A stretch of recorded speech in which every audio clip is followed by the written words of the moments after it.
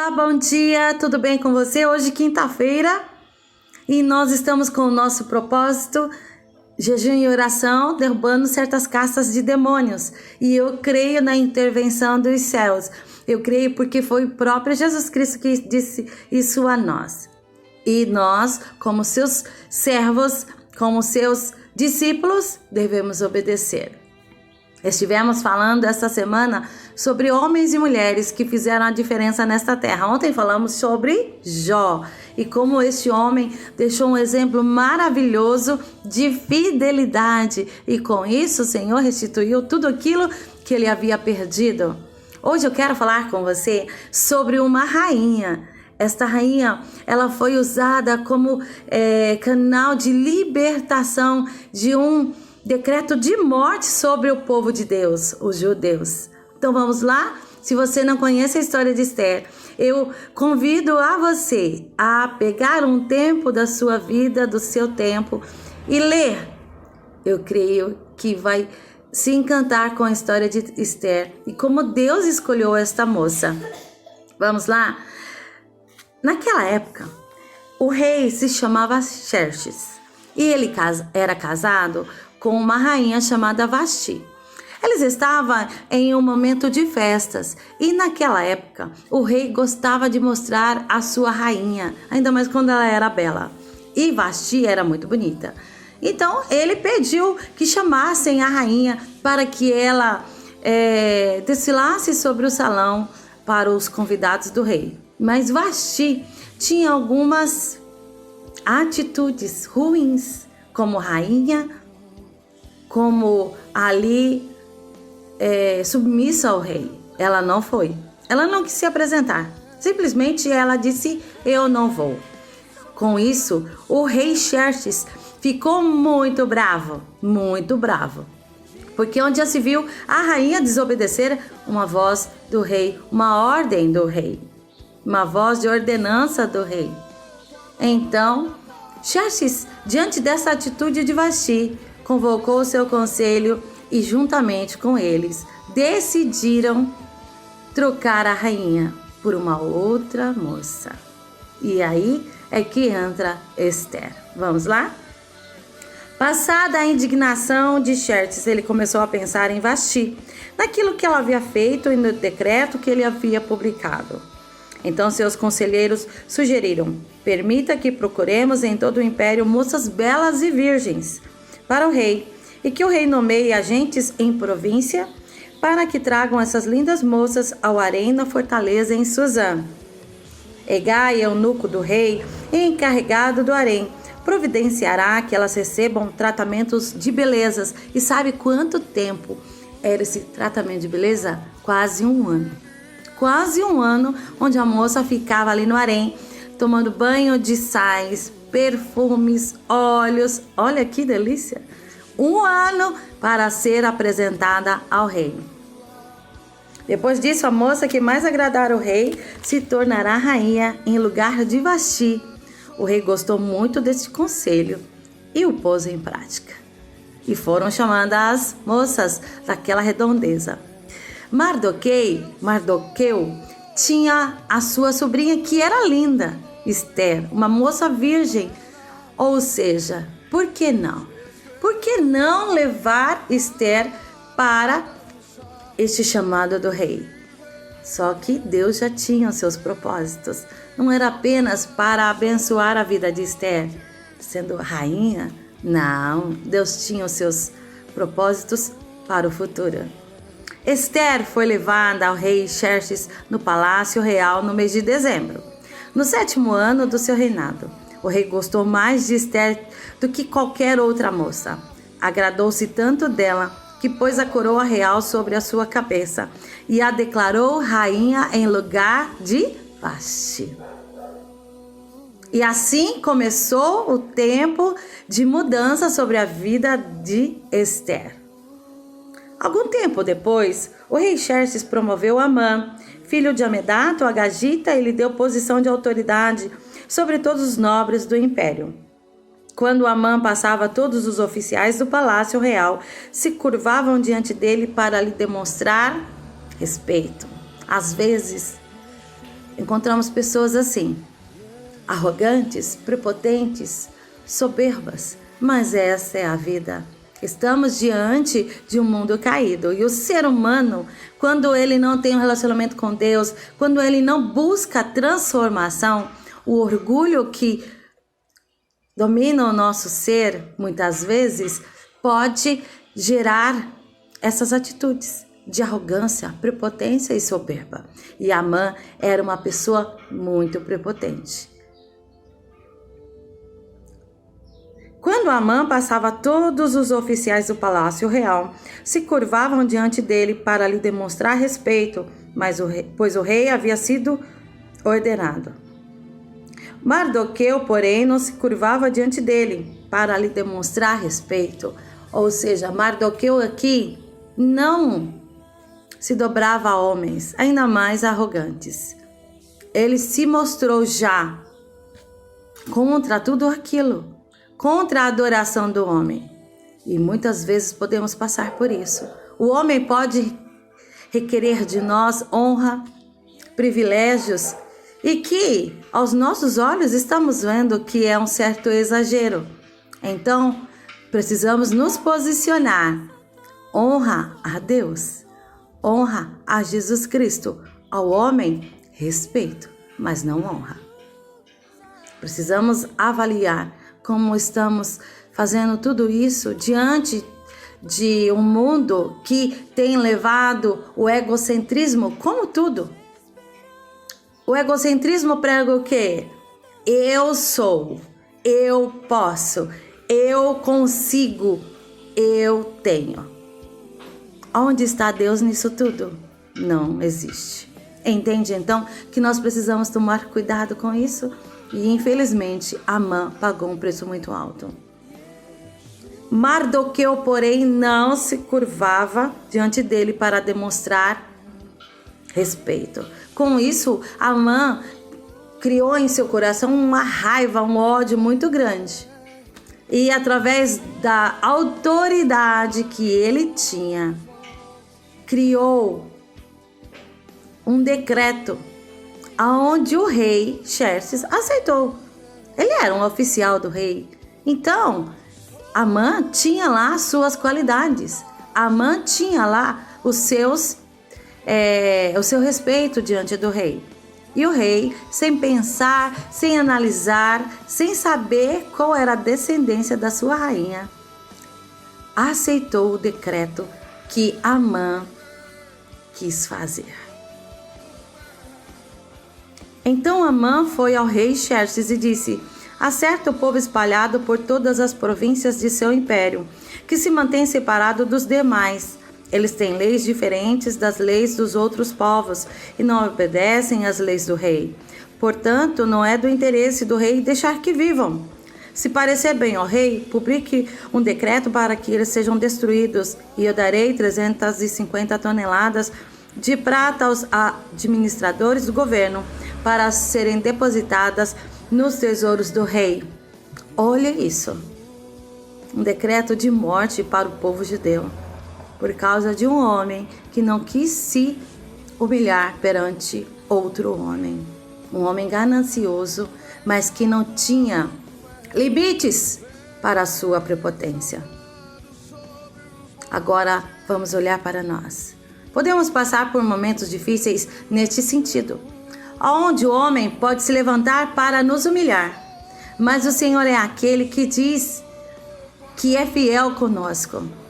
E o homem pode se levantar, pode criar, gerar confusão, armadilhas, mas o Senhor é fiel com seus filhos.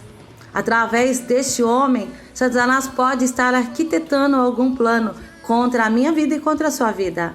Mas o Senhor, Ele te dará a resposta e você verá o que Ele fará.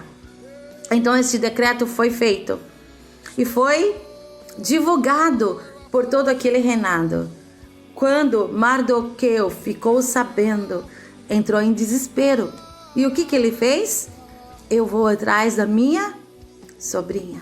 Eu vou atrás daquela que eu sei que poderá fazer algo a nosso favor, ao seu próprio povo. Afinal de contas, ela era judia também. Então ele foi até a frente do palácio e pegou o decreto, que naquela época, quando o rei fazia um decreto, eram impressos, folhas, papéis, e disponibilizado no reinado todo. Ele pegou aquele papel, aquele decreto do rei e levou até o palácio, onde deu ali a uma pessoa chamada, deixa eu ver aqui, Ataque. E este Ataque deu este papel, este decreto para Rainha Esther. Rainha Esther ficou ali preocupada. Como assim? O meu esposo, o meu rei, permitiu tudo isso? Então, diga ao meu tio que chame todos os judeus, chame todas as pessoas que servem ao Deus de Israel, servem a mesma fé, para juntos estarem em um jejum e oração por minha vida, pela minha vida. Por quê? A rainha, ela só poderia ser apresentada ou estar diante do rei quando ela fosse chamada. E fazia um bom tempo que o rei Xerxes não chamava a rainha Esther. E se ela se apresentasse diante do rei sem que ele a chamasse, ela poderia ser condenada à morte. Olha como que era naquela época. Então, o que ela fez?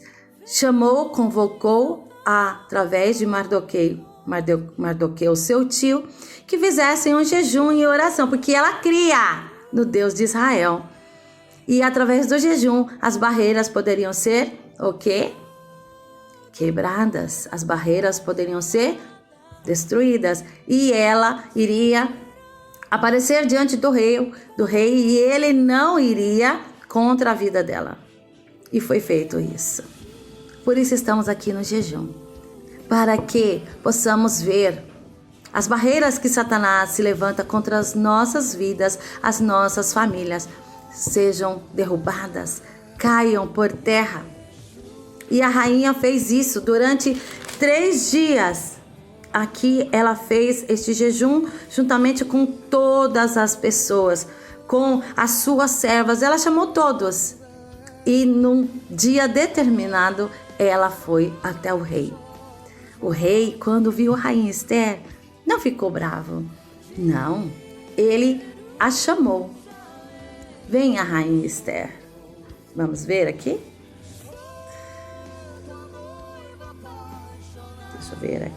Deixa eu ver aqui onde está. No 3º dia do jejum, Esther vestiu seus trajes reais e entrou no pátio interno do palácio, em frente do salão do rei. O rei estava sentado no trono, voltado para a entrada. Quando viu a rainha Esther ali no pátio interno, ele a recebeu de bom grado e lhe estendeu o cetro de ouro. Esther se aproximou e tocou a ponta do cetro. O que você deseja, rainha Esther? Perguntou o rei. Qual é o seu pedido? Eu atenderei, mesmo que peça metade do meu reino. Ali, ela já tinha ganhado o coração do seu rei. Esther respondeu, se lhe parecer bem, venha hoje com Amã. Há um banquete que preparei para o rei. Ali, ela foi muito sábia. Ali, ela convidou o seu rei, juntamente com Amã, para um banquete especial que ela estaria preparando. Claro que ela não, né? E foi feito tudo desta maneira. E o que aconteceu?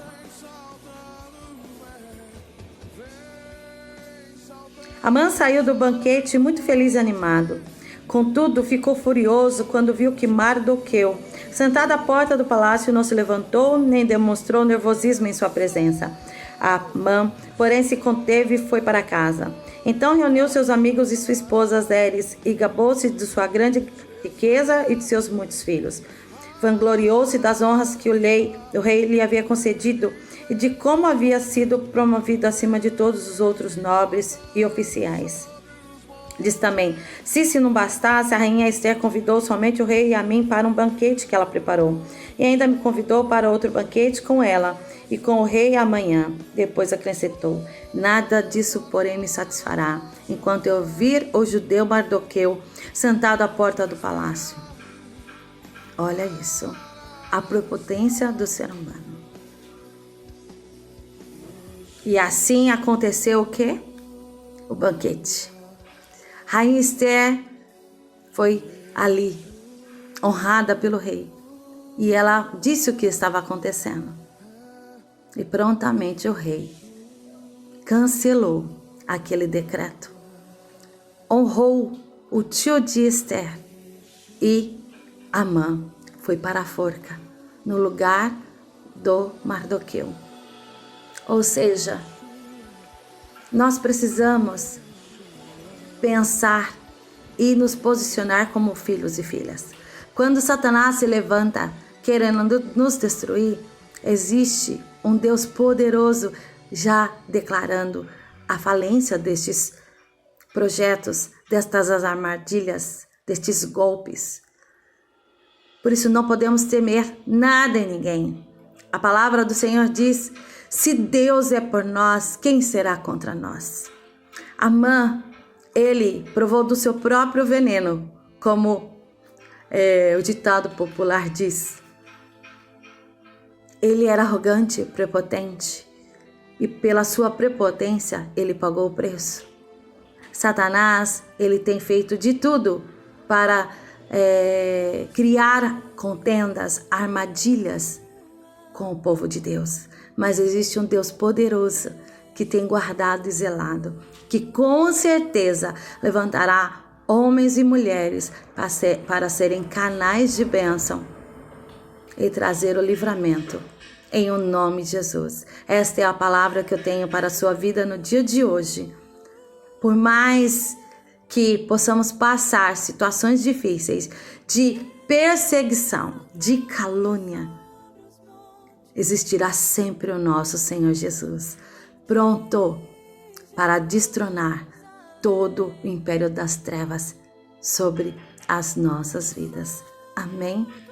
Receba essa palavra. O Senhor é contigo.